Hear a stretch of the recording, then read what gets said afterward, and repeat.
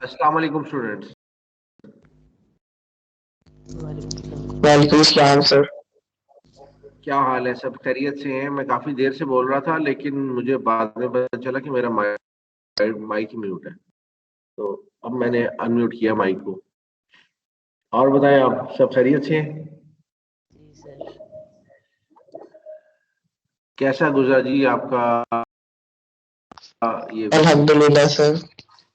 Sir आप कैसे हैं? जी आप कैसे हैं सर?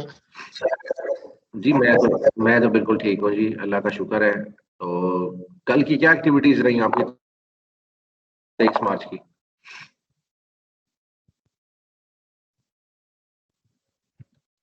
जी बच्चों, 23 मार्च को क्या किया आप लोगों ने? लॉकडाउन एंजॉय किया सर। जी, लॉकडाउन आपका ज्यादा हो गया है आपके इलाके में क्या?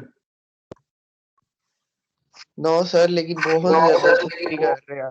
केसेस बहुत ज्यादा बढ़ रहे हैं। नहीं, मैंने तो नहीं इतनी कोई सख्ती देखी यहाँ पे कहीं पे। सिर्फ वो होता ये है कि एंड पे वो कर देते हैं कि 6 बजे बंद कर दें सब कुछ, उस टाइम पे सख्ती करते हैं। उसके अलावा तो कोई सख्ती नहीं देखी मैंने।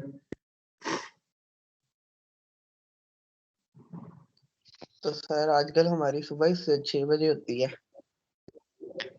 वो किस वजह से?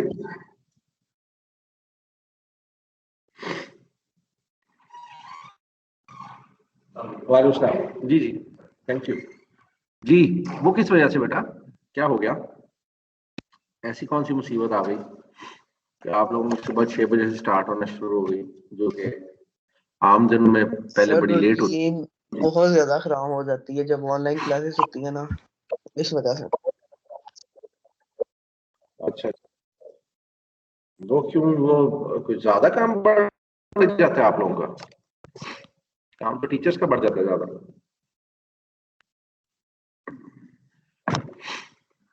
नो अच्छा, सर, काम हमारा बढ़ता है। हम लोग डबल डबल लेक्चर लेते हैं। कैसे आप लेक्चर लेते हैं डबल डबल? जो क्लास में मिस हो जाते हैं वो भी लेते हैं एक आप? बार सर, एक बार अभी लेंगे, अभी ये फिर इसके बाद लेक्चर की रिकॉर्डिंग डाउनलोड करके इसको दोबारा लेंगे। अच्छा, चलो, वेरी गुड, वेरी गुड। ये तो बहुत अच्छी बात है कि अगर आप लेक्चर की रिकॉर्डिंग भी तो बार बार सुनते हैं, तो ये तो आप बड़ा जबरदस्त है। जी बेटा। सर आपने शायद लास्ट लेक्चर एंड नहीं किया था, तो रिकॉर्डिंग काफ़ी लंबी हो गई है उसकी, 14 हॉर्स की हो गई है। मुझे आइडिया नहीं था, मेरा ख्याल था कि जूम की तरह जब जैसे ही बंद करोगे ना इसको तो रिकॉर्डिंग बंद हो जाएगी। तो मैं तो एग्जिट करके तो बंद करे तो चला गया, तो वो मेरा ख्याल है वो बेचारा रिकॉर्डिंग ही करता रह गया। और हम सर लोग जो है, यूट्यूब पे सही आ रहा है। यूट्यूब पे जो आपने यूट्यूब, लिंक भेजा था उस पे सही आ रहा है। हाँ वो, लेकिन वो आगे फिर ये होता है ना कि दिखा देता आपको। अच्छा, ये मुझे बार बार इसको मैं खत्म नहीं कर सकता ये बार बार जो नोटिफिकेशन आता है स्टूडेंट्स सर का ये को ऐड? इसका हमें इतना आइडिया नहीं है, लेकिन आप अच्छा, आईटी ये अच्छी, प्रोफेशनल चलें ठीक है, कोई बात नहीं, कोई बात नहीं जी। मैं चाहता हूँ कि सारे जो है ना स्टूडेंट शो होते रहे, कौन किस टाइम पे एंटर हो रहा है, कौन एग्जिट हो रहा है। चले खैर, अब आपको स्क्रीन नजर आ रही है बेटा? Yes screen sir. आ रही है, शो हो रही है? Yes sir. चलो, दैट इज गुड। अच्छा, हमने लास्ट क्लास में एंड कहाँ किया था, कुछ याद है?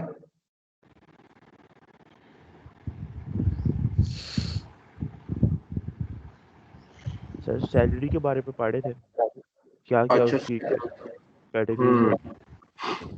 अच्छा, हमने लास्ट क्लास में एक चीज को एस्टेब्लिश कर लिया था कि अब हम लोगों ने इनकम फ्रॉम सैलरी जो है वो उसको देखना है, और सैलरी के ऊपर टैक्सेशन किस तरीके से होती है वो हमने अब कैलकुलेट करनी है। ठीक है जी। और हमने अब देखा है, लास्ट टाइम मैंने आपको एक फॉर्मेट सा बना के दिखाया था, ये हमारे सामने ओपन है वो, और इसको हमने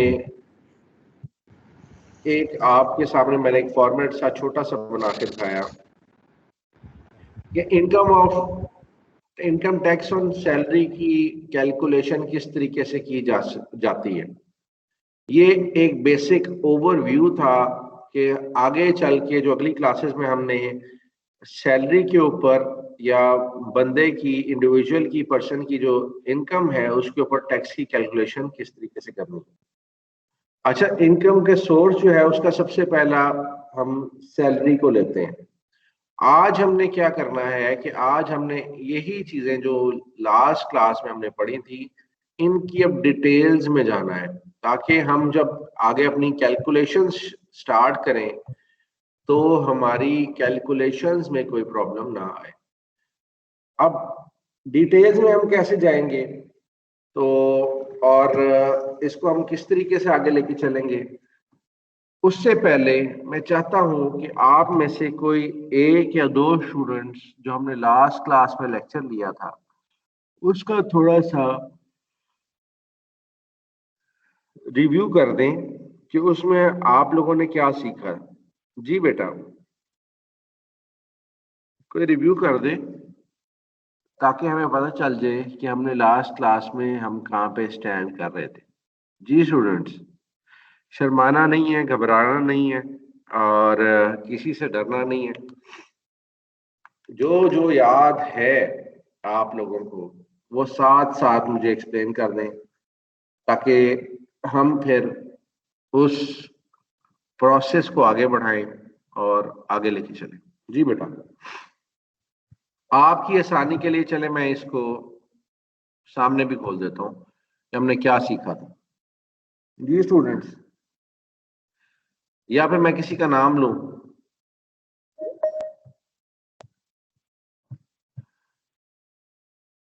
जी, तो कौन एक्सप्लेन करेगा बेटा? जल्दी से बताएं कौन एक्सप्लेन करेगा। स्टूडेंट्स। Yes sir. हाँ जी। सर आपने बताया था, सबसे पहले आपने डिविडेंड के बारे में बताया था, डिविडेंड, फिर उसके ओके, बाद very good, residential status discuss किया था कि वेरी वो गुड। रेजिडेंशियल स्टेटस को थोड़ा सा एक्सप्लेन करेंगे? उसमें ये था, नंबर 1 कैटेगरी ये आती है कि वो 183 डेज से ज्यादा रहे या 183 डेज रहे पाकिस्तान के अंदर। ठीक हो गया, वेरी गुड। तो वो उसकी दूसरी उसकी रेजिडेंट दूसरी कंसिडर होगा। उसकी जी, दूसरी कैटेगरी ये थी कि वो 4 4 महीने का, अगर वो पिछले 3 सालों से रह रहा है, आई थिंक यही 4 था। साल से, हाँ पिछले जी, 4 4 साल। साल। जी जी, पाकिस्तान में है। आगे यस। चले, पहले आप बता लें फिर मैं बताता हूँ। जी, पिछले 4 साल से पाकिस्तान में। आगे। तो पिछले 4 साल से पाकिस्तान में अगर वो कंटिन्यूसली रह रहा है तो वो हम्म। रेजिडेंशियल स्टेटस में आएगा। अच्छा, और उसके बाद सर, अब हमने बात की थी ये सैलरी के ऊपर, जो बेसिक होती है सैलरी की, वो अच्छा, ये वो चले कैटेगरी। 1 मिनट रुक जाए। ओके। रेजिडेंशियल स्टेटस हमने डिफाइन किया था कि एक आदमी जो कि 183 डेज या अबव पाकिस्तान में रहता है, किसी भी वजह से इनकम कलेक्ट करता है, नहीं करता, या फिर वो किसी इलाज मुआवजे के लिए आया हुआ है या किसी भी अदर रीजन के लिए, तो उसे हम रेजिडेंट कंसिडर करेंगे।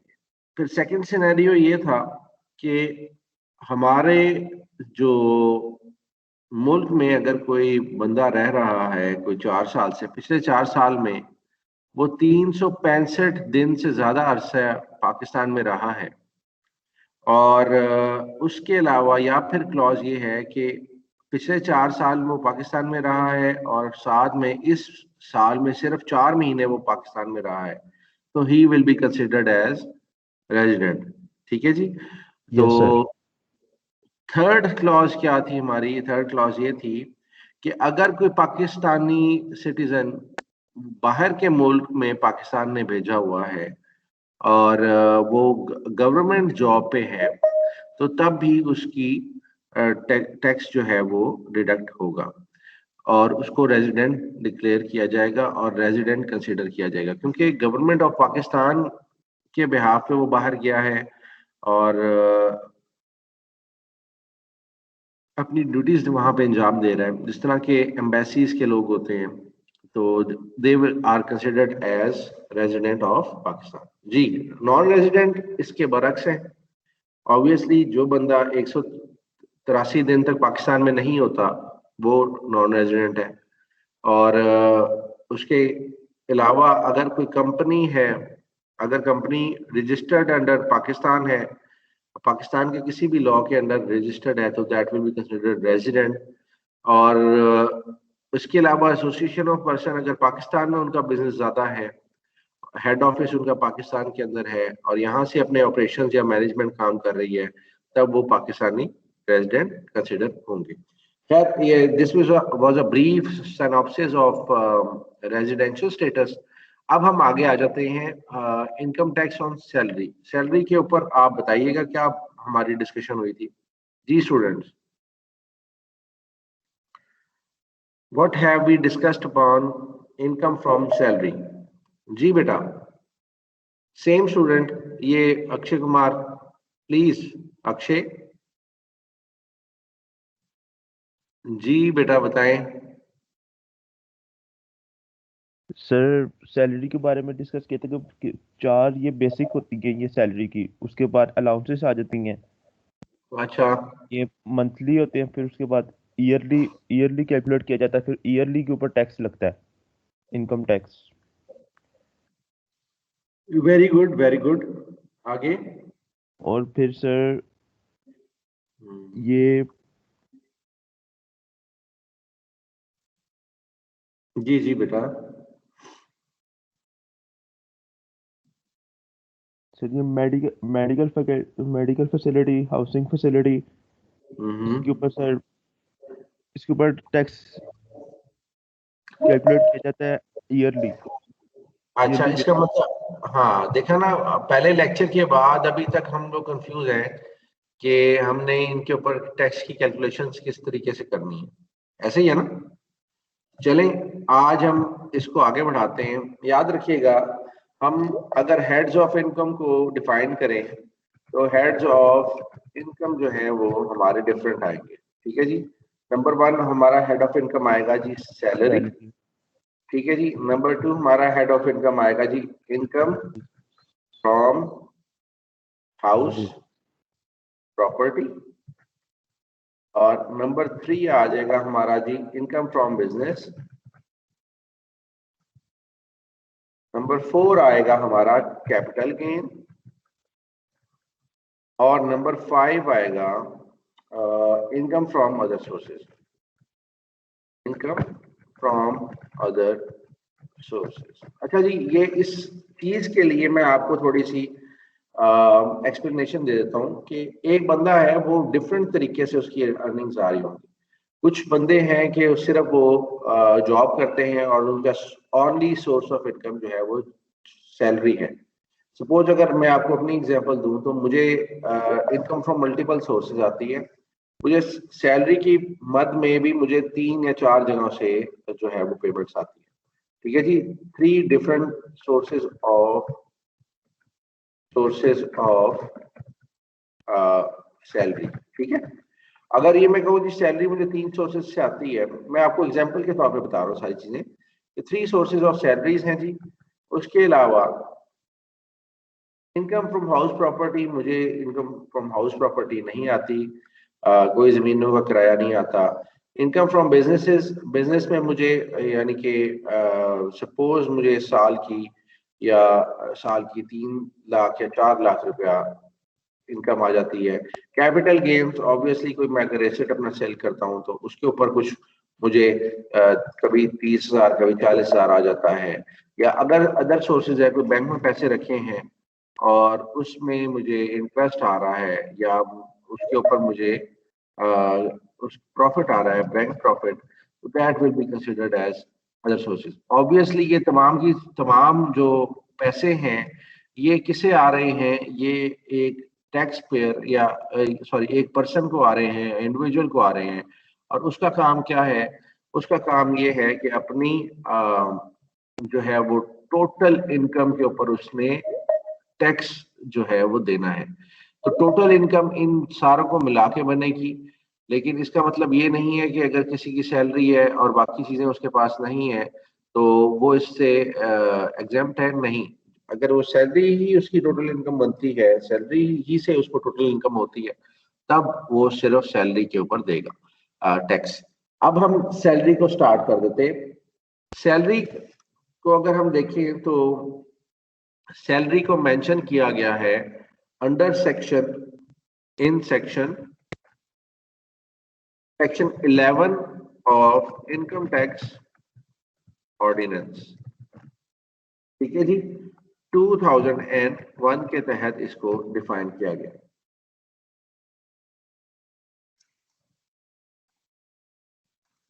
ठीक है जी, और इसके फीचर्स क्या कहते हैं? फीचर्स क्या हैं जी सैलरी के?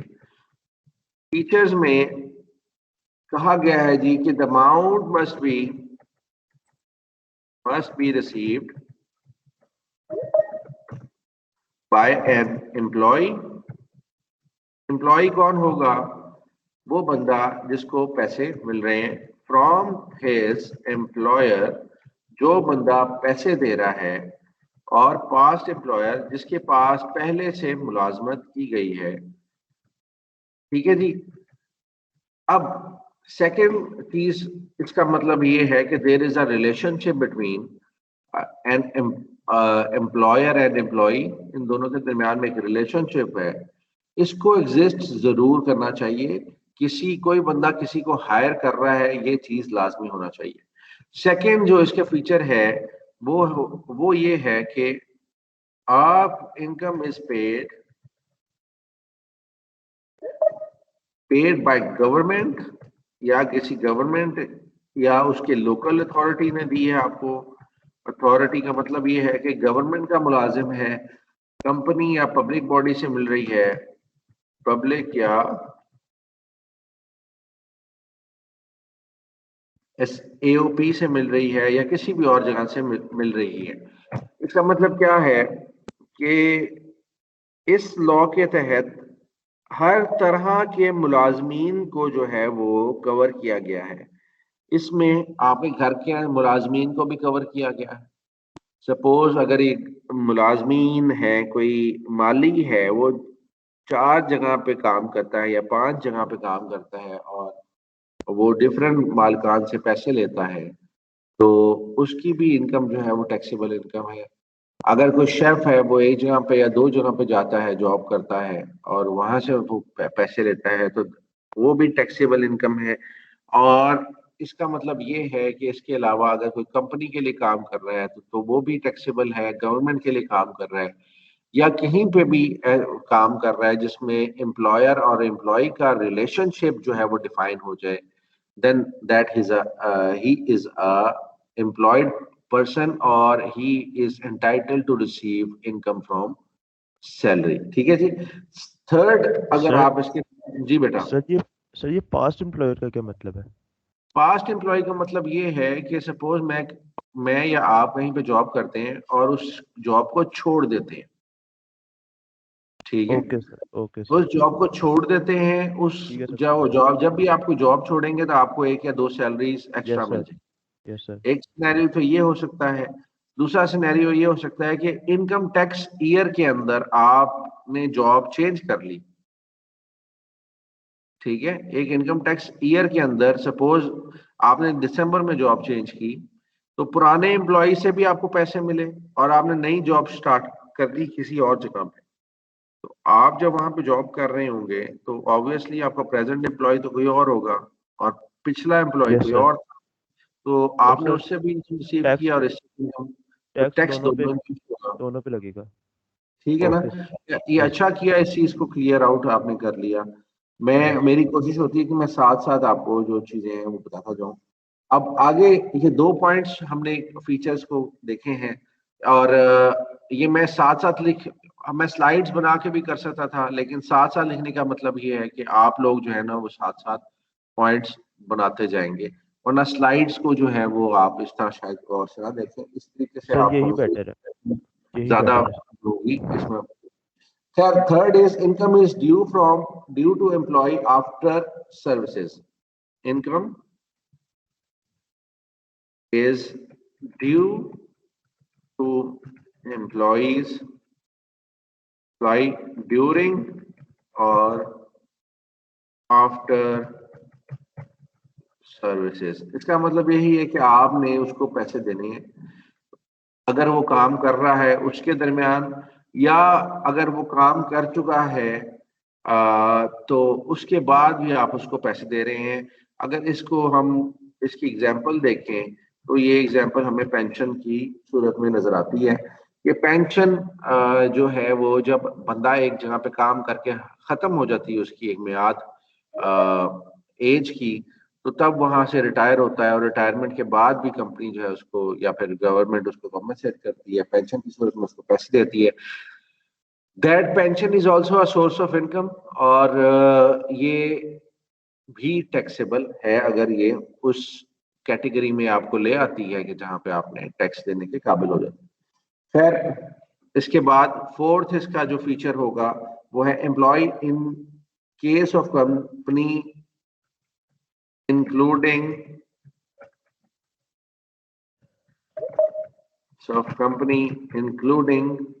includes the managing director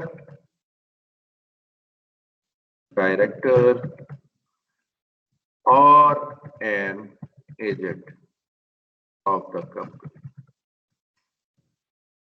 इसको क्या हम कहेंगे कि मैनेजिंग डायरेक्टर भी जो है वो कंपनी का एम्प्लॉई है, डायरेक्टर भी जो है वो कंपनी का एम्प्लॉई है, और एजेंट ऑफ द कंपनी भी जो है वो कंपनी का एम्प्लॉई है। जो भी कंपनी से पैसे वसूल करते हैं they are the employees of the company, और वो अपनी इनकम के ऊपर टैक्स देंगे। इसका मतलब ये नहीं है कि वो अपनी इनकम पे टैक्स दे रहे हैं। अगर वो मालकान भी है ना, तो मालकान अगर अपने बिजनेस से सैलरी लेते हैं then that salary is also taxable. इसका मतलब ये नहीं है कि बिजनेस के टैक्स दे दिया है तो वो अपनी इनकम पे टैक्स ना दें। they are entitled to pay the taxes of their separate incomes as well। कंपनी की सेपरेट इनकम होगी, उनकी इनकम सेपरेट कंसिडर की जाएगी। Salary earned is taxable whether received और नॉट। ये बहुत जबरदस्त पॉइंट है। Salary earned is taxable whether received और नॉट। इससे मुराद ये है कि आपने वो सैलरी अर्न कर ली है साल के अंदर, तो ऑब्वियसली अगर आपको जून की सैलरी जुलाई में मिलती है तो क्या बात है, इसका मतलब ये है कि आपके एक टैक्स ईयर की सैलरी नेक्स्ट टैक्स ईयर में जाके आपको रिसीव होगी। लेकिन जब नेक्स्ट टैक्स ईयर में रिसीव होगी ऑब्वियसली वो काम आपने पिछले टैक्स ईयर में किया होगा, तो उसी की टैक्स ईयर की कंसिडर होगी वो सैलरी, और आप उसी साल में उसको टैक्स देंगे। इसकी एग्जांपल देख लेते हैं। इसकी एक एग्जांपल है जी। एग्जांपल हमने देखी कि सुलेमान साहब हैं एक, वो स्टार्ट कर रहे हैं जॉब 1 जुलाई को। 1 जुलाई को उन्होंने जॉब स्टार्ट की है, और मंथली सैलरी इनकी है जी 40,000 पर मंथ। ठीक है जी, 40,000 पर मंथ है। Being a salaried person his tax year ends on, tax year and हो रहा है 30th जून को। अब याद रखिएगा 1 जुलाई से इन्होंने जो है वो स्टार्ट किया है, 1 जुलाई से। तो अब 1 जुलाई, जुलाई की सैलरी मिलती है कब? अगस्त के अंदर। जिस दिन आप जॉब स्टार्ट करेंगे उसी दिन सिर्फ सैलरी नहीं ना मिलेगी। तो 1 जुलाई की सैलरी कब मिलेगी? जुलाई की सैलरी मिलेगी अगस्त 1 को। तो अब इसका हमने टैक्स टैक्सेबल इनकम हमने इसकी जो है वो फाइंड आउट करनी है। टैक्सेबल इनकम कितनी होगी इसकी? जी बेटा कोई बताएगा? 40,000 हमें क्या करना पड़ेगा? Is equal to 40,000 multiply by 12 is equal to 4,80,000। लेकिन इसको सैलरी पूरे साल में, टैक्स ईयर में इसको कितनी सैलरी मिली है?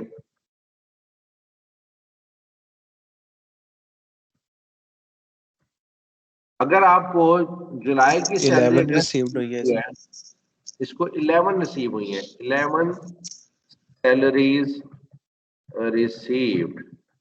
तो 11 सैलरीज को अगर हम कैलकुलेट करें, मल्टीप्लाई बाय 40,000 करें, तो ये अमाउंट जो उसकी रिसीव हुई है वो 4,40,000 रिसीव हुई है।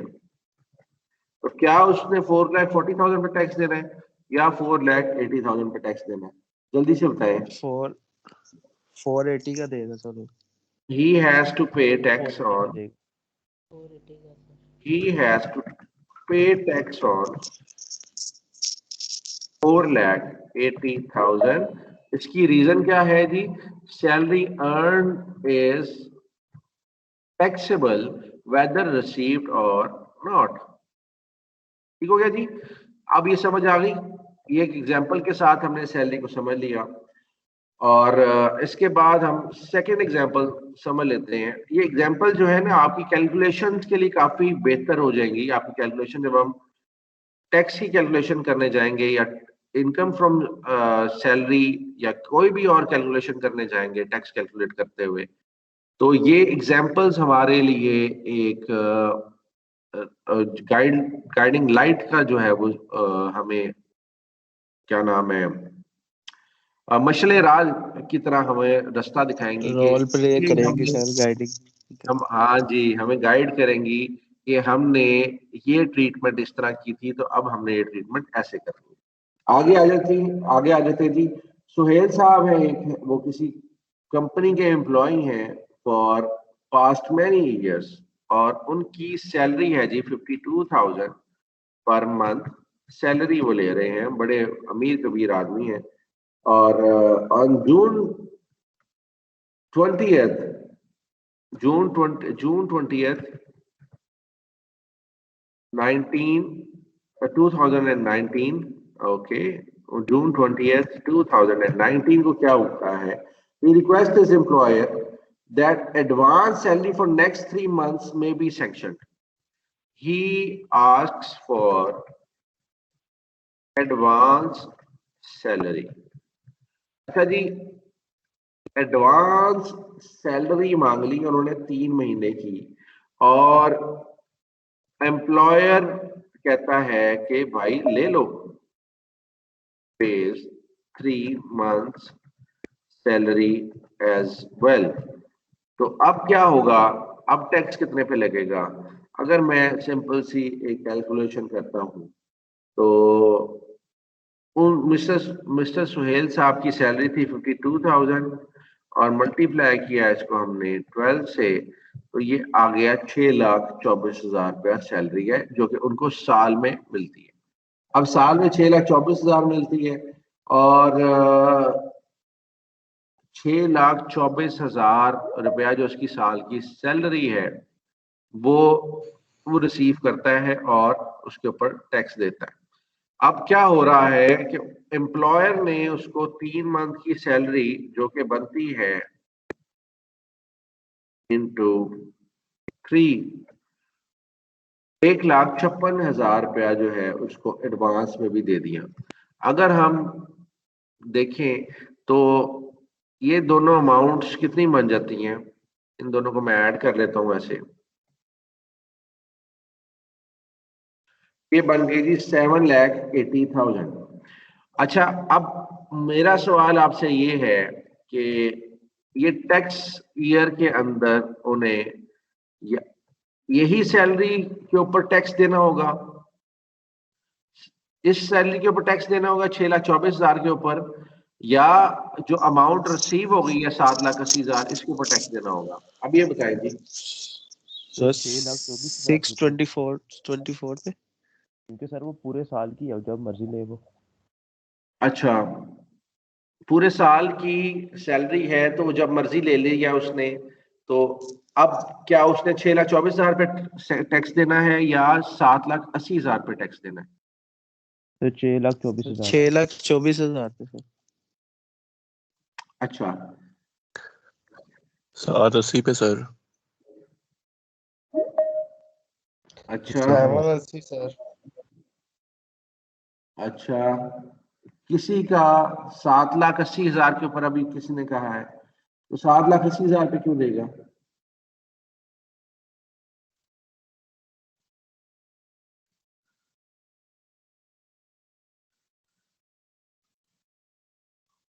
जी, 7,80,000 पे क्यों देगा?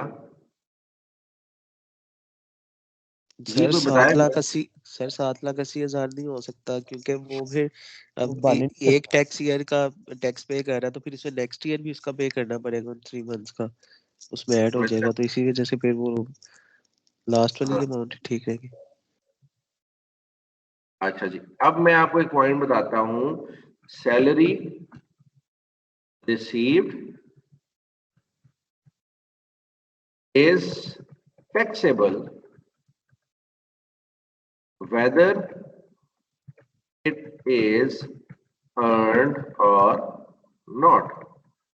अब मुझे ये बताएं इसकी रूह से क्या सर बनेगा? ये अब्दुल्ला को तो सर एक्सेप्ट कर लेंगे, अभी तक ज्वाइन नहीं कर पा रहा क्लास। अच्छा, ये लें जी, अब्दुल्ला भी हो गया, शहबाज भी हो गया। अच्छा, इस दफा टुक टुक की आवाज नहीं आई ना हमें, तो इसलिए हमें पता ही नहीं चला कि कोई सर आपने स्टूडेंट। प्रेजेंट लगा दी है? नहीं नहीं, अभी नहीं सर लगाई मैं मैंने। तो कब से हूँ। अच्छा चलो कोई बात नहीं, टुक टुक। ये अब देखें जी, हमारे पास ये छठा पॉइंट आ गया है, और छठा पॉइंट क्या कहता है कि salary received is taxable whether it is earned और नॉट। क्या मतलब है कि ये this is his yearly salary, और ये इसको एडवांस सैलरी मिल गई, ये अभी उसने अर्न नहीं की लेकिन उसने रिसीव कर लिया है, तो अब टैक्स जो है वो इस अमाउंट पे देना पड़ेगा। वो 780 पे इस रूल के मुताबिक फिर आ जाएगा। ठीक है जी, इसके ऊपर 7,80,000 रुपए के ऊपर उसे टैक्स देना पड़ेगा।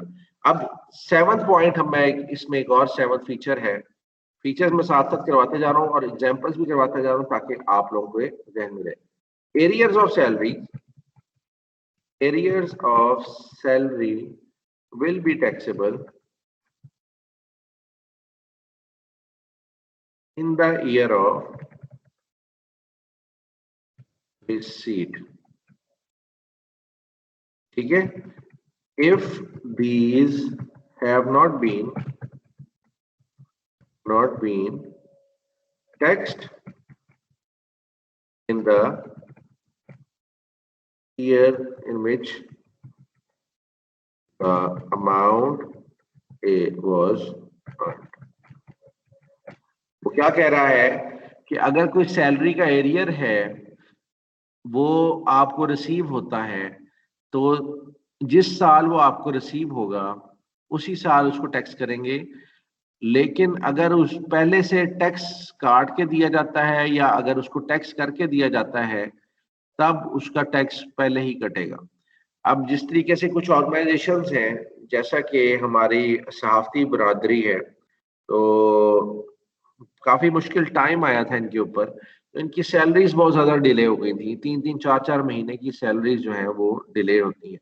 तो एक टैक्स ईयर खत्म हो जाता है और नेक्स्ट टैक्स ईयर स्टार्ट हो जाता है, तो उसमें ये देखना होगा कि अगर टैक्स पहले से नहीं उन्होंने कैलकुलेट करके काटा हुआ तो हम वो उसको कंसिडर क्या करेंगे कि जब ये टैक्स ईयर में रिसीव होगी, जिस टैक्स ईयर में रिसीव होगी इनकम, उसी टैक्स ईयर के हिसाब से हम इसकी सैलरी काट लेंगे। ठीक हो गया। अब एग्जाम्पल देख लेते हैं इसकी, थर्ड की एग्जाम्पल नंबर, ये 7 पॉइंट की एग्जाम्पल है जी। Mister Sultan is employed on monthly salary of, इसकी मंथली सैलरी है 18,000 की, ठीक है जी। और in December 2019 his salary is increased by 2,000, इसकी सैलरी का इंक्रीमेंट हो गया है 2,000 का। और वो क्या कहा क्या जाता है कि per month retrospectively with effect from 1 जनवरी 2019, ये 2019 से इसका इफेक्ट होगा। अच्छा, क्या मतलब है कि ये जो एम्प्लॉय साहब थे ये सैलरी रिसीव कर रहे थे, तो दिसंबर 2019 में उनकी इंक्रीमेंट लगा है, लेकिन वो पूरे दिसंबर का भी इंक्रीमेंट लग गया कि पूरे दिसंबर में इनको 2,000 रुपया पर मंथ का जो है इंक्रीमेंट मिलेगा। इसका मतलब क्या हो गया कि 2,000 मल्टीप्लाई बाय 12 किया जाएगा, तो जनवरी से लेकर दिसंबर तक इन्हें पूरे साल का भी इंक्रीमेंट मिल जाएगा, 24,000 बनेगा। अब क्या कह रहे हैं, calculate his salary for the tax year 2020। अब 2020 के लिए हमने उनकी जो है वो टैक्स को जो है वो कैलकुलेट करना है। अब टैक्स कैसे कैलकुलेट किया जाएगा, सबसे पहले हम देखते हैं जी salary earn from July, from 1st of July 2019 to 30th June 2020, वो कितनी होगी जी, वो हो जाएगी 20,000 is equal to 20,000 multiply by 12 कर देंगे, ये कितनी होगी 2,40,000। अब एरियर्स देखेंगे कितना हो गया, arrears for the last year वो कितनी बनेगी जी, वो आएगा जी from 1st of January 2019 to June 2019, ये कितना बना जी 2,000 multiply by is equal to 2,000 multiply by 6, that is equal to 12,000। तो अब टोटल टैक्सेबल सैलरी अब आ जाएगी इज इक्वल टू 2,40,000 जमा 12,000, और ये बन गया 2,52,000। इसकी किसी को समझ ना आई हो तो पूछें जी स्टूडेंट्स। जी बच्चों, इसकी समझ नहीं आई, एरियस की भी नहीं समझ आई सर। अच्छा, सर ये एरिया दोबारा बता दें। हाँ, मैंने इसकी एग्जांपल दी थी कि एरियर्स का मतलब होता है कि कोई अमाउंट रह जाती है। अगर आप अपने बिल देखोगे ना, बिल्स अगर आप बिजली के बिल खोलेंगे तो उसके अंदर एरियर्स की अमाउंट आ रही होगी कोई ना कोई, कि आपके पुराने बिल में से इतने पैसे रहते हैं तो वो भी आप जमा करवाएं। अब वो पुराने बिल के पैसे कैसे रहते होते हैं, असल में होता ये है कि पेट्रोल का रेट बड़ा होता है और बिजली की कंपनीज जो है वो रेट उसी टाइम पे नहीं बढ़ाती, वो आपको बिल पुराने हिसाब से भेज देती। फिर क्या होता है कि बाद में डिसीजन होता है कि यार रेट इतना होना चाहिए था और ये रेट लागू होगा पिछले 4 महीनों के लिए ऊपर भी, तो आपके बिल में एरियर्स आना शुरू हो जाते हैं। अब अच्छा यार मैं हर साल हर वक्त जो है हर महीने जो है पूरा बिल जमा कराता हूँ, फिर एरियर्स किस बात की, तो एरियर्स इस तरह आ जाते हैं। एरियर्स का मतलब है, जो लफ्जी मानी है वो यही है कि कोई अमाउंट जो है वो ड्यू रह गई है पुरानी। तो अब अमाउंट ड्यू रह गई है पुरानी से मुराद ये है, अब मैं इसकी एग्जांपल मैंने आपको दी थी, वो ये एग्जांपल दी थी कि अगर कोई कंपनी है वो डिले करके सैलरी देती है 2 महीने 3 महीने बाद, तो अगर वो एक उसी टैक्सेबल ईयर के अंदर आपको वो पैसे दे दे तब उसी टैक्स ईयर के अंदर कट जाएंगे, लेकिन होता ये है कि अगले टैक्स ईयर में जाके पे किए जाते हैं। अगर तो उसी साल आपका टैक्स ईयर में, पिछले साल में आपके टैक्स ईयर में आपकी पेमेंट कट गई है टैक्स की, तब तो ठीक है, आपको नई जो टैक्स ईयर में पेमेंट रिसीव हो रही है उसके ऊपर आपको टैक्स देने की जरूरत नहीं। लेकिन अगर वो उस पर रिसीव नहीं हुई आपकी पेमेंट लास्ट ईयर के अंदर और नेक्स्ट टैक्स ईयर में आपको पेमेंट रिसीव हुई है और उसके ऊपर टैक्स भी नहीं दिया हुआ, तो आपको उसके ऊपर टैक्स देना पड़ेगा। अब यहाँ पे क्या हो रहा है इस एग्जांपल के अंदर कि दिसंबर में जाके, दिसंबर 2019 में जाके कंपनी ने डिसाइड किया कि इस बंदे को हमने 2000 रुपए का इंक्रीमेंट देना है, और इंक्रीमेंट हमने देना है तो हमने इस साल जो इसको पूरी सैलरी दी है जनवरी से लेकर दिसंबर तक, इस पूरी सैलरी के ऊपर इसको 2000 का इंक्रीमेंट देंगे, यानी कि हर महीने के 2000 रुपए इसको बढ़ाएंगे और ये पूरी पेमेंट इसको की जाएगी। अब 18,000 उसकी सैलरी थी, तो जनवरी के 2000, फरवरी के 2000, इसी तरीके से दिसंबर तक के 2000 किए जाए तो 12 महीने multiply by 2000 is equal to 24,000। ये तो 24,000 रुपए का जो है इसका इंक्रीमेंट साल का बन गया। और हमने वो 24,000 रुपए देखे तो वो 2 टैक्स ईयर्स के अंदर शामिल हो रहे थे। कैसे 2 टैक्स ईयर्स में शामिल हो रहे थे? अब ये जून 2019 के बाद ऑब्वियसली जुलाई 2019 से लेके जून 2020 तक एक टैक्स ईयर बनता है, तो जब इंक्रीमेंट लगा तो ऑब्वियसली अगले 6 महीने भी उसको 20,000 रुपए के हिसाब से तनख्वाह मिलनी है। 18,000 उसकी पहले थी और जब इंक्रीमेंट लगा तो 20,000 हो गया उसका टोटल सैलरी। तो अब 20,000 के हिसाब से सैलरी मिलेगी। लेकिन पहले क्या हुआ था? पहले ये था कि उसकी 18,000 सैलरी थी। हमने जब एरिया रिसीव किया है तो वो दिसंबर में जाके उसको इम्पैक्ट मिला है और दिसंबर के अंदर अप्रूव हुआ है और पिछले साल की उसको पेमेंट जो है वो पूरी मिल गई। जी मैं लगा लेता हूँ। तो अब क्या करेंगे कि दिसंबर में जब सैलरी रिसीव हो रही है उसको, ये एरियर वाली सैलरी थी, उसको टोटल दिसंबर में रिसीव हुई, तो अब हम उसके ऊपर भी इसकी टैक्सेशन करेंगे। कैसे टैक्सेशन करेंगे? जनवरी से लेके जनवरी 2019 से लेके जून 2019 तक उसको कितने पैसे मिले हैं? वो 6 माह के मिले हैं 2000 के हिसाब से 12,000 बन जाते। 12,000 ये रिसीव हुए और उसके बाद उसको पूरे साल में, यानी कि एक टैक्स ईयर जो कि जुलाई 2019 को स्टार्ट हुआ है और जा रहा है जून 2020 तक, उसमें भी ऑब्वियसली ये 2000 का इम्पैक्ट तो आ गया। और वो कहाँ पे आया है? वो हमने ये 20,000 कर दी अमाउंट, ठीक है ना, वो ये हमने 20,000 कर दी अमाउंट, तो ऑटोमेटिकली इसमें एडजस्ट हो गया। अब ये पूरे साल की सैलरी जमा एरियर जो लास्ट ईयर के 6 महीने की हमें सैलरी मिली थी, वो भी हमने टैक्स उसके ऊपर देना है और टैक्स हमारा टैक्सेबल सैलरी बन जाएगी 2,52,000। अब आ गई समझ? अब तो बड़ी डिटेल से समझा दी मैंने। Yes sir. आ गई यस समझ? सर। चलें, गुड हो गया जी। अब स्कोप ऑफ इनकम सैलरी देखते हैं कि the word salary has been used in broader sense in the income tax ordinance as compared to its use in our daily conversation।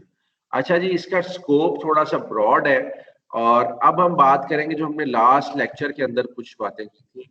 हम जो सारी, सपोज अगर मुझे सैलरी मिलती है या आपको सैलरी मिलती है 1 लाख रुपया, आप घर जाके बताते हो जी मेरी सैलरी जो डिसाइड हुई है ना वो 1 लाख रुपया डिसाइड हुई है, ऐसे ही होगा।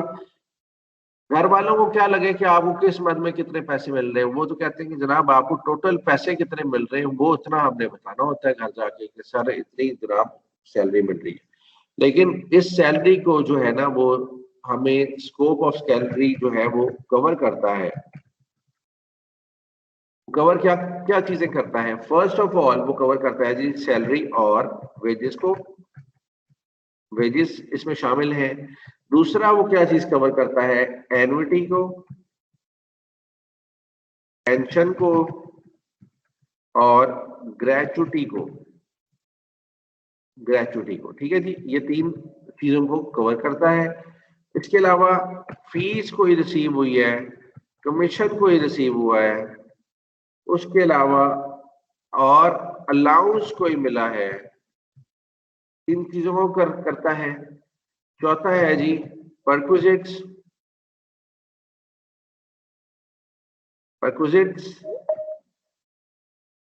एंड पांचवा क्या होगा, profits in lieu of or in addition to salary. ठीक है। छठा क्या है, एम्प्लॉय शेयर स्कीम। अच्छा जी, आपको तमाम चीजों के मतलब पता होंगे, लेकिन ये पांचवा पॉइंट है, आप इसके मुतालिक मैं आपको थोड़ा बताता हूँ। Profit in lieu of or in addition to salary or wages. बाज़ ऐसा होता है कि जिस तरह मूवी स्टार्स हैं, एग्जाम्पल देता हूँ आपको कि शाहरुख की कोई मूवी है, तो शाहरुख की मूवी में उसकी सैलरी होगी, सपोज 1 करोड़ रुपया उसने एक मूवी का लिया है, उसको 1 करोड़ रुपया दिया जाएगा। और उसके अलावा अगर फिल्म जो है वो बॉक्स ऑफिस के ऊपर हिट हो जाती है, तो जितनी उसकी अर्निंग होगी उसका जो प्रॉफिट है उसके साथ शाहरुख के साथ शेयर किया जाए। तो आपके लिए एग्जांपल ये आ गई इसकी कि अगर उसको सैलरी के अलावा भी अगर प्रॉफिट में शेयरिंग दी जाती है तो that is profit in lieu of or in addition to salary or wages आ जाएगा। अच्छा जी, सैलरी और वेजेस में हम सैलरी के को डिफाइन करेंगे। First of all we have salary thing. Salary से पहले मैं आपकी एक्सप्लेन करने से पहले I would like to take your attendance, और अटेंडेंस हम पहले ले लेते हैं ताकि कोई भी काम जो है। अच्छा जी, मैसेज है, कह रहा है मीटिंग में इन कर। इसका मैसेज है, कर लिया मैंने मीटिंग में। बाकी ये तेरी शक्ल है ना भैड़ी, दोनों बच्चे माशाल्लाह उसके हनीफ के हैं सर। ओए ये क्या चल रहा है? अच्छा, तो मुझे स्टूडेंट्स की लिस्ट कहाँ से शो होगी थी?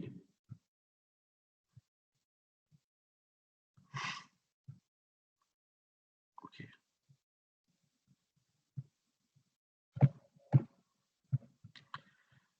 जी इस तमाम स्टूडेंट्स जो हैं वो अपना अटेंडेंस मैंने लेनी है आज आप लोगों की, और मुझे रिस्पांस चाहिए स्टूडेंट्स का। जो बोलेगा उसकी अटेंडेंस लगेगी, जो नहीं बोलेगा उसकी अटेंडेंस नहीं लगेगी। Ariba present sir. इसका मतलब है आमना प्रेजेंट नहीं है। आमना प्रेजेंट है, Amna is absent. Ariba is present. Ariba के बाद काशिफ नईम। काशिफ,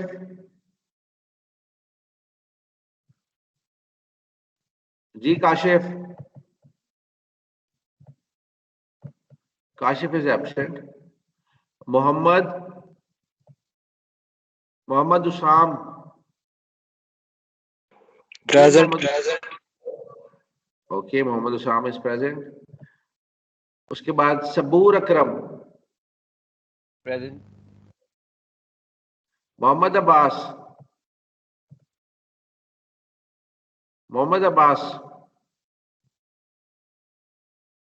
सैयद नूश अली किरमानी। Present sir. अब्दुल्ला आलम।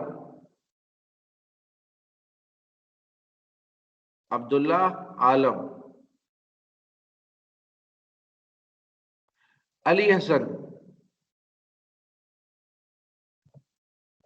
उठा हुआ अली हूँ हसन। Sir, present. उठा हुआ हूँ, प्रेजेंट। अच्छा, आपसे किसी ने पूछा आप उठे हुए हैं? उठा हूँ, प्रेजेंट। अच्छा ठीक है बेटा, ये चोर की दाढ़ी में दिलने वाली बात है। उमर इश्तियाक।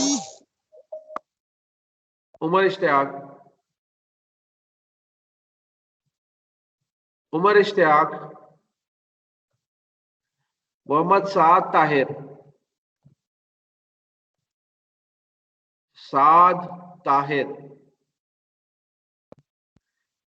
शहान Sajid. Yes sir. Shiraz Ahmad. Shiraz Ahmad,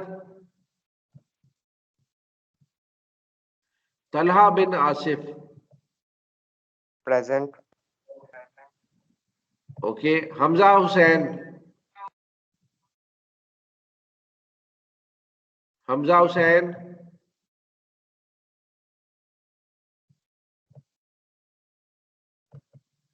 absent. Mohammad Abdullah Waseem, present sir. Okay. Chaudhry Waqas Ali, present sir. Shahbaz Ahmad, yes sir present. Usama Idrees, present.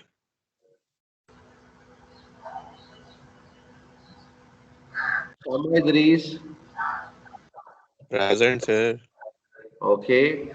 Iqbal, Iqbal, Iqbal साहब नहीं है।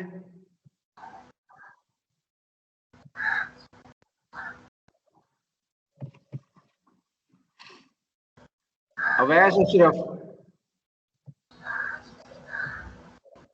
Awais Ashraf,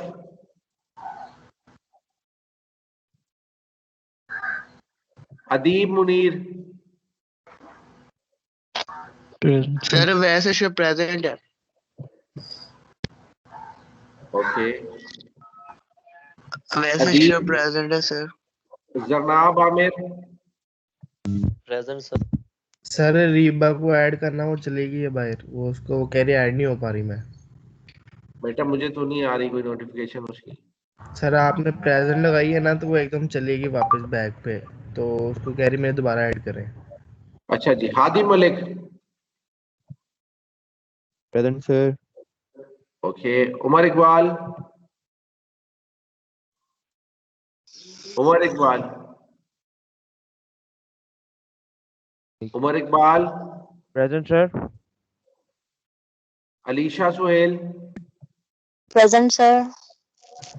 Hamza Hanan Khalid, present sir. Esha Tahir, present sir. Okay. Mohsin Abid, Mohsin Abid, Esha Binte Tahir, present sir present. Present. Esha Binte Tahir, Esha Binte Tahir, Mohammad Adnan Aamir, yes sir present. Abdul Moiz Shahzad, Abdul Moiz Shahzad,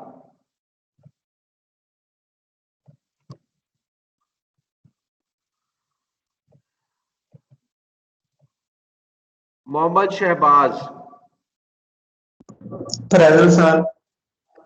Mohammad Taha Fayaz, present. मूसा Suhail,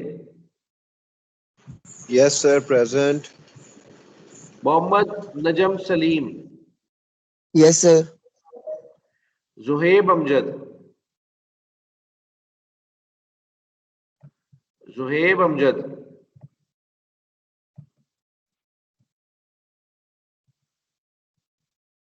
Zuheb Amjad, excuse me sir 0045। 0045 का क्या मतलब है भाई? Sir roll number. नाम क्या बेटा आपका? सर काशिफ नहीं। काशिफ टाइम पे क्यों नहीं आपने बोला अपना? सर मैं वॉशरूम था। 0097 बिल लगा दो। कौन सा निकाल दें? 0097। मोहम्मद अब्बास। जी सर। अब्बास आइंदा ऐसा ना हो बेटा। Okay sir. बेटा अटेंडेंस जो है ना आप लोग लगाने के लिए जो है वो अटेंटिव हो जाते हैं, तो लेकिन क्लास में आपकी अटेंडेंस जो है ना वो सिर्फ माइंड की प्रेजेंट भी चाहिए आप लोग। क्या रोल नंबर क्या आपका बेटा? 0097 0097। मोहम्मद अब्बास। अब्बास मेरे पास नाम शो हो रहा है, मैंने आपका नाम जी लिया? आपका नाम लिया मैंने? मैं जरा उस वक्त वॉशरूम गया था सर, तो मुझे नहीं पता। मोहम्मद अदील उमर अली हसन मोहम्मद अब्बास, ये ठीक हो गया जी। नहीं जी, आज की क्लास में कुछ स्टूडेंट्स एब्सेंट हैं, लेकिन वो क्लास में मौजूद है, मुझे पता है। ठीक है जी। उमर इश्तियाक था, मेरा ख्याल साद है, शिराज अहमद और हमजा एब्सेंट है, इकबाल भी एब्सेंट है। ये ले जी, मैंने ये सेव कर दी है। ठीक है जी, जो एब्सेंट है वो एब्सेंट है, जो प्रेजेंट है वो प्रेजेंट है। ओके जी, हम सैलरी की बात कर रहे थे कि सैलरी क्या होती है। सैलरी या तो कोई फिक्स होगी या वीकली में होगी फिक्स, या फिर मंथली इसकी इंस्टॉलमेंट आएगी। ठीक है जी। मंथली रेम्यूनरेशन को हम क्या कहेंगे? हमारी सैलरी है। Wages means amount earned by, wages को हम कहते हैं जी amount earned by labourers, artisans. ठीक है, आर्टिजन्स। और नॉर्मली अगर पे की जाए पर आवर, डेली और पीस बेस्ड वर्क के हिसाब से, कि आप इतने पीस बनाएंगे तो आपको पर पीस के हिसाब से इतने पैसे मिलेंगे। अच्छा जी, ये तो हो गया जी हमारे पास सैलरी और वेजेस की डेफिनेशंस। अब हम देखते हैं जी एन्युटीज क्या है। फाइनेंस के अंदर एन्युटी पता क्या होती है? एन्युटी ये होती है कि एक अमाउंट हो और वो आपको मिलती रहे after a specific period of time, और कॉन्टिन्यूसली वही अमाउंट मिलती रहे। सपोज आपको एक अमाउंट मिल रही है 100 रुपया, हर महीने आपको 100 रुपए की पेमेंट आ रही है, और किसी भी महीने ये पेमेंट जो है वो चेंज नहीं हो रही। आपको ताहयात जब तक चलती जाएगी लाइफ, कि आपको 100 रुपए की पेमेंट आती रहती है। फाइनेंस के अंदर इसका ये मतलब होता है एनुटीज का। अच्छा जी, एनुइटीज जो है वो टैक्स में are amounts that are paid by the employer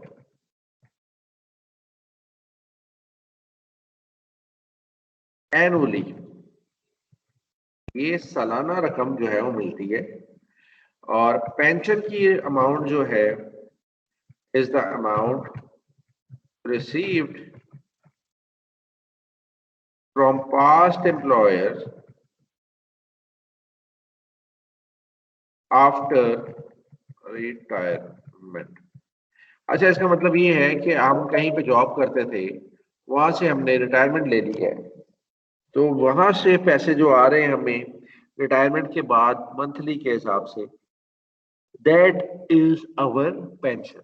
इसके अलावा इसका मतलब ये नहीं है कि आप कहीं आगे जॉब नहीं कर सकते। आप बेशक अपना कारोबार करें, आपकी सेपरेट इनकम स्टार्ट हो जाएगी।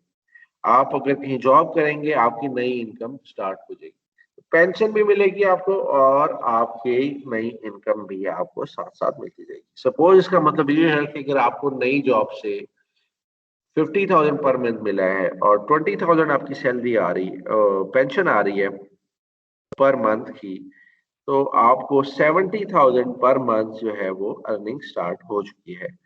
तो 70,000 का मतलब ये है 70,000 मल्टीप्लाई बाय 12, और ये एक अच्छी खासी अमाउंट बन जाएगी। सर आपने पहले ये एनविटीज की वो जो 100 वाली एग्जांपल दी थी। जी जी जी जी, वो मैंने आपको बताया था कि वो फाइनेंस के अंदर ही होता है। जी सर। फाइनेंस सर में ये रिम्यूनरेशन का क्या मतलब है सर? मंथली ये आप रिम्यूनरेशन रिम्यूनरेशन को कहते हैं कंपेंसेशन। ये सैलरी को भी ठीक है आप सर। कहते हैं कि मुझे रिम्यूनरेशन कितनी मिलेगी, मुझे कंपेंसेशन मेरे टाइम की कितने मिलेगी, कितने पैसे। असल में ये लफ्ज इस्तेमाल होता है पैसों की जगह पे, ठीक है, कितने पैसे मिलेंगे। जी सर। अब थर्ड जो चीज है वो ग्रेचुटी है। ग्रेचुटी क्या है? Gratuity is a lump sum amount, lump sum amount मिल जाए received received at the end of employment। आपको कहीं से रिटायर किया जाता है या आपकी एम्प्लॉयमेंट खत्म हो जाती है तो उसके फौरी तौर पे आपको ग्रेचुटी मिल जाती है, फंड मिल जाता है। अब मोस्टली जो प्राइवेट ऑर्गेनाइजेशंस हैं वहां पे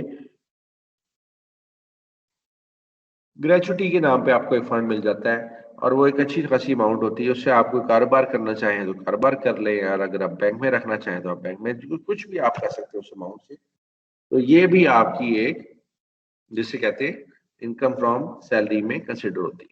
फिर थर्ड जो आ जाती है हमारे पास, तीसरी जो कैटेगरी थी हमारी वो थी किस चीज की? वो थी फी। और fee are the amounts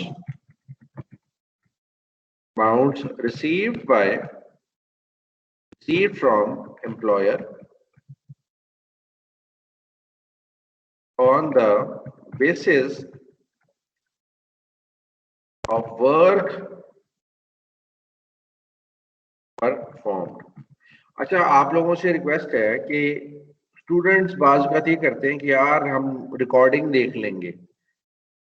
recording देखने का जो टाइम है ना वो बंदे को कभी नहीं मिलता। तो याद रखना, आप अगर क्लास टाइम के अंदर अपना क्लास लेक्चर ले लोगे तो वो आपके लिए सबसे ज्यादा फायदेमंद होगा। क्यों? उसके अंदर अगर आपको कुछ चीज समझ नहीं आती तो आप मेरे से पूछ सकते हैं, लेकिन उसके बाद जब आप रिकॉर्डिंग देखोगे तो अगर आपकी 1 घंटे की रिकॉर्डिंग है तो आप उस चीज को समझने के लिए भी 1 घंटा और चाहिए होगा, तो आपके 2 घंटे उसके ऊपर जो है वो सर्फ हो जाएंगे।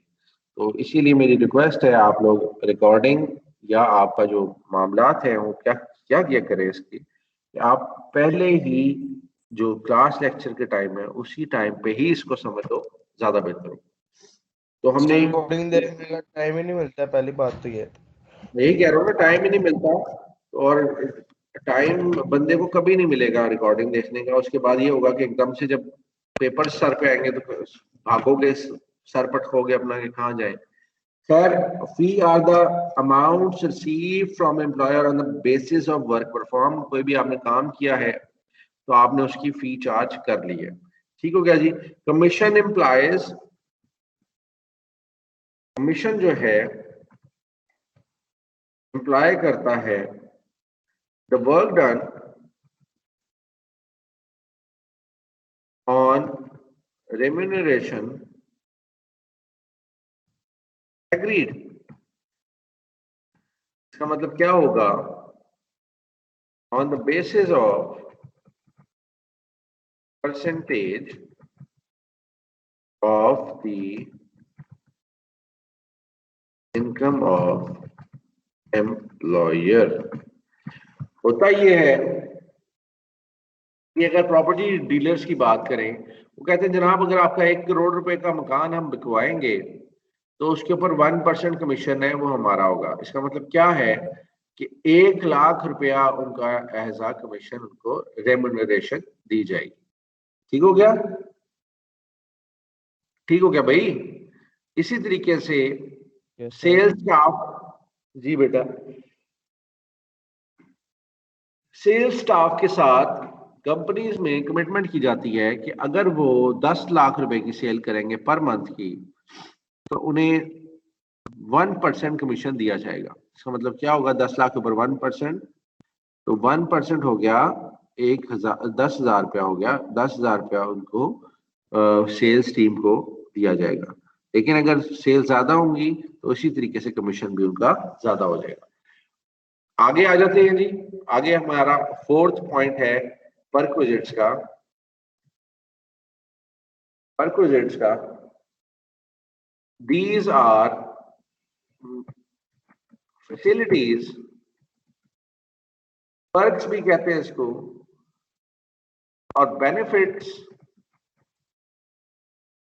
प्रोवाइडेड बाय द एम्प्लॉयर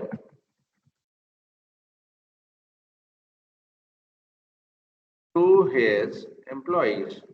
कोई भी ऐसा फायदा जो कि एम्प्लॉयर दे रहा है अपने एम्प्लॉय को, these are known as perks. Perks में क्या क्या चीजें शामिल होती तो यही होते हैं। जी वही चीज है।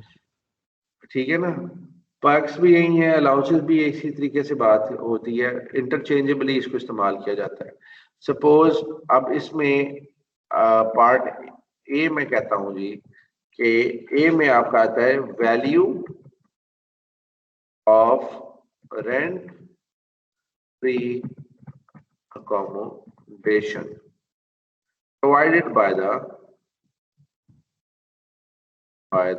employer। क्या ये है कि आपके एम्प्लॉयर ने रेंट फ्री अकोमोडेशन आपके लिए कर दी है। रेंट फ्री अकोमोडेशन क्या होती है कि एम्प्लॉयर जो है वो आपकी जहां पे आपको रखेगा उसका किराया खुद देगा, या आप अकोमोडेशन आपको दे देगा कि भाई आप यहाँ पे रहें। ठीक हो गया जी। Value of an accommodation provided by employer at concessional rate. क्या मतलब है कि आपको अगर किसी जगह पे वैल्यू है ज्यादा, ठीक है, लेकिन आपको बहुत ही कम रेट्स के ऊपर वहां पे जो है वो अकोमोडेशन दे दी जाती है, तो ये भी एक आपके लिए बेनिफिट दिया जा रहा है। खैर अभी इसको समझना है, हम लोग जब इसकी कैलकुलेशन शुरू करेंगे तब हमारे लिए बड़ी चीजें आसान हो जाएंगी। सी है जी इंश्योरेंस प्रीमियम। किसी भी टाइप का insurance premium paid by employer हो, ठीक है, to effect life insurance for the benefit of employee. ठीक हो गया जी। अगर आपके लिए लाइफ इंश्योरेंस दे रहा है आपके बेनिफिट के लिए, तब एम्प्लॉय के लिए बेनिफिट के लिए, तो वो भी एक पर्क ही है। Or debt of employee paid by employer. आजकल जो कारीगर लोग होते हैं या वेजेस वाले लोग होते हैं या बड़ी अच्छी जगह पे सपोज ऐसे लोग होते हैं जो कि बहुत ज्यादा टैलेंटेड होते हैं और वो हुनर किसी के पास नहीं होता, वो लोग क्या करते हैं, उन लोगों को जो एम्प्लॉयर्स हैं वो अपने कर्ज के नीचे दबा के रखते हैं कि ये हमारा कर्जदार रहे और कहीं पे ना जाए। तो अगर वो कहीं और शिफ्ट करना चाहेंगे तो ऑब्वियसली पहले उन्हें उनका कर्जा वापस करना पड़ेगा। तो अगर कोई और बंदा एग्री कर लेता है, कोई और कंपनी एग्री कर लेती है कि ठीक है जी हम आपका कर्जा उतार देते हैं, तो that will be a debt of employee paid by employer. ठीक है जी, नया एम्प्लॉयर जो है उसका कर्जा दे देगा और उसका अपने पास ले जाएगा। ठीक हो गया जी। It is also known as per. अच्छा जी, आगे है जी value of conveyance facility.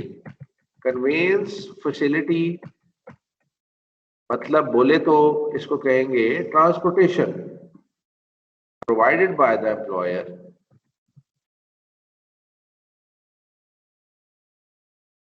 Are all perquisites provided by the employee।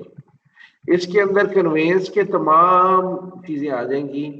कुछ भी कन्वेंस के अंदर वो आपको देता है, तो फैसिलिटी दे देता है, गाड़ी दे देता है, या कुछ भी आपको कन्वेंस की मद में देता है, कंपनी की गाड़ी आपको पिक एंड ड्रॉप कर देती है, तो वो आपकी कन्वेंस फ्रॉम द आ जाएगा provided by the employee, sorry employer है, और कन्वेंस फैसिलिटी है।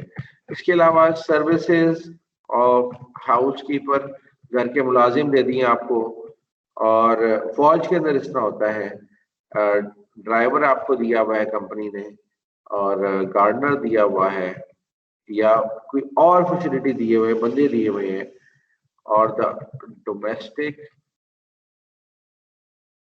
अदर डोमेस्टिक असिस्टेंट भी दिया हुआ है, तब आपके लिए दैट इज अ फैसिलिटी और दैट इज अ पर्क, ये जो आपको मिलता है। इसके अलावा यूटिलिटीज, गैस, वाटर, इलेक्ट्रिसिटी,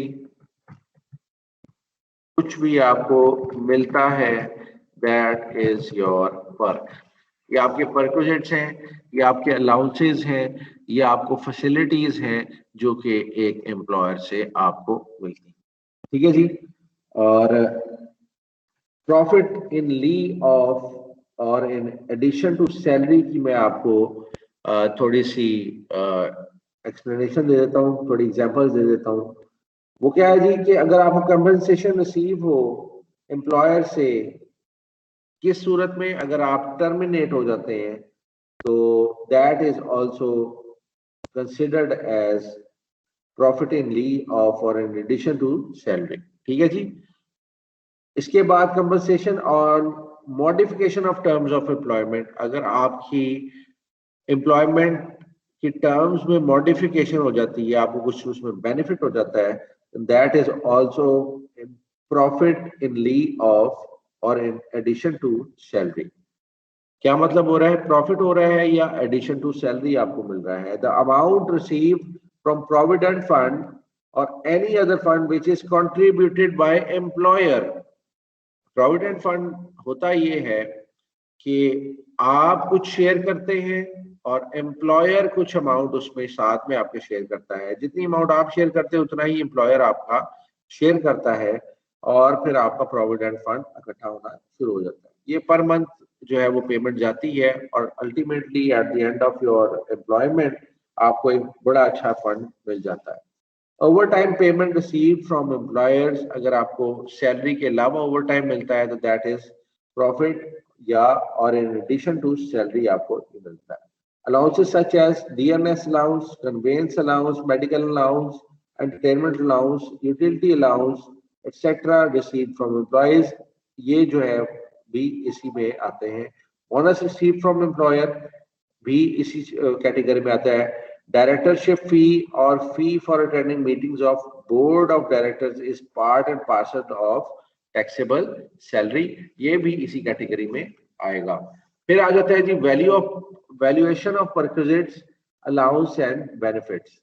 वाह जी वाह। अभी यहाँ से जाके हमारी तमाम की तमाम जो कैलकुलेशंस हैं हमारी यहाँ से स्टार्ट होगी, और आज के लिए आपका इतना ही काफी है।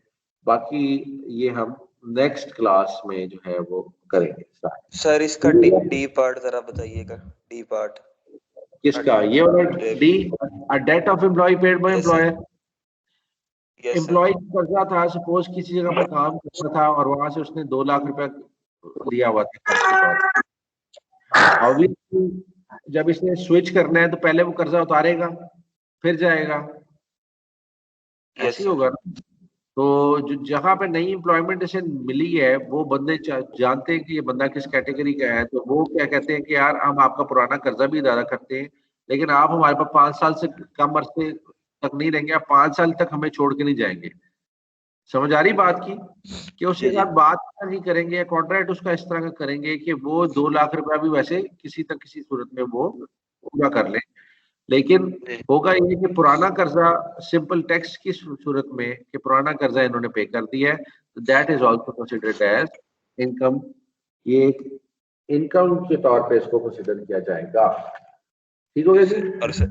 और सर ये gratuity is a lump sum amount receive at the end of the employ, ये भी बताइएगा। हाँ जी, ये कुछ टर्म्स हैं, ग्रेचुटी जिस तरह हो गया, प्रोविडेंट फंड हो गया, ये आपको जब आपकी एम्प्लॉयमेंट खत्म हुई, सपोज किसी बंदे ने किसी जगह पे कोई 10 साल काम किया, 20 साल काम किया, जब वो छोड़ के जाएगा या खत्म हो गई, रिटायरमेंट हो गई उसकी, या फिर क्या कहते हैं, उसने वैसे ही रिटायरमेंट लिए बगैर मीन्स के बगैर रिटायरमेंट के वो छोड़ गया, तो उसको एक लमसम अमाउंट है वो कंपनी देगी। या अगर कंपनी उसको निकालती है तो कहती है कि जनाब ये अमाउंट है, ये आप रख लें, ये आपकी ग्रेचुटी बनती है। ये एक फंड होता है, सेपरेटली मेंटेन होता है, कंपनी की तरफ से कंट्रीब्यूशन होती है कि जब बंदा जो परमानेंट स्टाफ में से कोई छोड़ के जाता है तो उसको अदा किया जाता है। लमसम का मतलब है इकट्ठी रकम उसको दे दी जाती है जी। और कुछ इसके अलावा? Thank you sir. ठीक हो गया। अभी किसी की अटेंडेंस तो नहीं रहती? किसी की अटेंडेंस तो नहीं रहती? सर मेरी रहती है। किसकी रहती है? सर 0133। 01 बेटा नाम बताया करें। मोहम्मद साद। मोहम्मद साद ताहिर। मोहम्मद साद आप किधर थे उस टाइम पे? मोहम्मद साद किधर थे उस टाइम पे? सर मैं क्लास में था लेकिन वो वॉशरूम में गया हुआ था। बेटा आप वॉशरूम में आप बहुत ज्यादा टाइम लगाते हैं। खैर अगला, आमिना अली तो नहीं है प्रेजेंट? नहीं। Abdullah Alam? Yes sir, present Abdullah.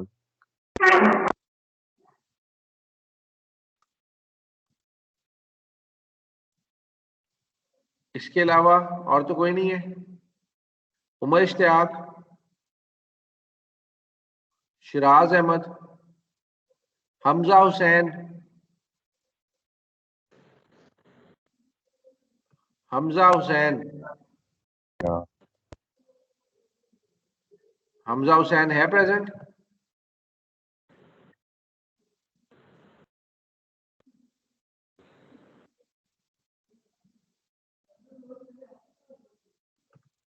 Hamza Hussain present है लेकिन वो कहीं आज गया हुआ है। आज उसे बता दीजिएगा उसकी एब्सेंट मार्क हुई है। ठीक है जी। Hamza Hussain is absent. और इकबाल, इकबाल को मैंने ऐड किया हुआ है आपके टीम्स में। इकबाल को मैं देख लेता हूँ जी, इकबाल साहब हैं हमारी टीम में कि नहीं है।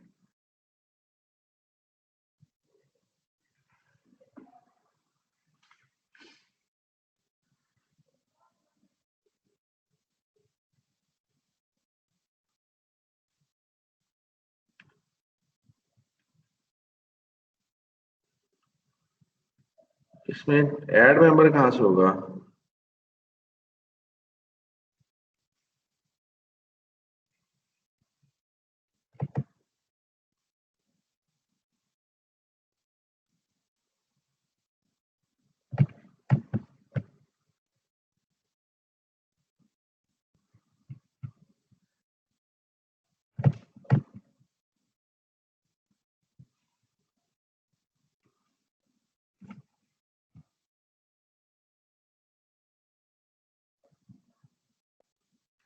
अच्छा कोई स्टूडेंट ऐसा जो ऐड ना हुआ हो, किसी याद है आपको? कोई स्टूडेंट नया ऐड हुआ हो हमारी क्लास में? जी स्टूडेंट्स। No idea sir. अच्छा नो आइडिया। चलें ठीक है, मैं इसको चेक कर लूंगा। चलें जी, आपका कोई अगर सवाल है तो मुझे बता दें, और अगर नहीं है तो फिर हम ये सेशन को एंड करते हैं। जी बेटा। No sir. अच्छा, for your information next class में हमारा क्विज होगा, ठीक है जी। और ओवर द वीकेंड में आपकी असाइनमेंट भी आपको आज असाइन कर दूंगा, फर्स्ट असाइनमेंट। तो क्विज जो अब तक पढ़ा है हमने उसका होगा क्विज, एमसीक्यूज होंगे, ठीक है। Okay sir. ओके ओके बेटा, ओके अल्लाह सर। हाफिज। अल्लाह हाफिज।